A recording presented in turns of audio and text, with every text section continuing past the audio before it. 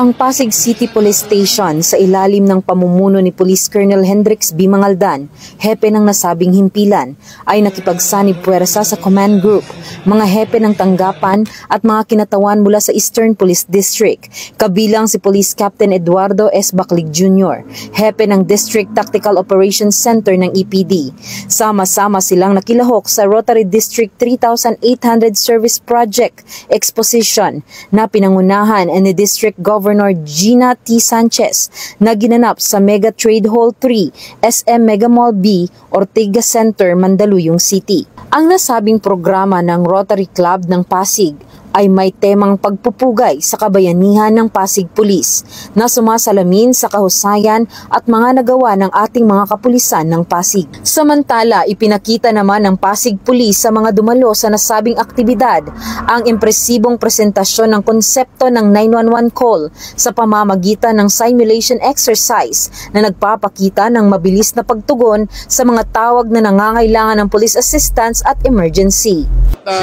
Yung buong Pasig City Police Station, nagpapasalamat sa Rotary Club of Pasig. Malaking bagay ito yung mga donations ng mga ICT equipments for us to deliver yung more sweeper and more responsive police response. So ito yung mga kailangan namin for the delivery of public safety security services sa buong Pasig at sa buong PNP. They are most welcome. Welcome po namin lahat ng mga support, mga assistance coming from our stakeholders. Nakakatuwa dahil both the LGU and the private sectors ay na-appreciate nila itong ating mga adhikain na ganito at yung mga donations patuloy na pumapasok. Upang sa ganun, yung PNP nila ay matulungan nila. Huwag nyo na pong hanapin ang mga pulis sa mga presinto. Kapag yung mga pulis ay nasa inyong mga telepono, dial 911. Sa loob ng 5 minuto, kami po ay darating.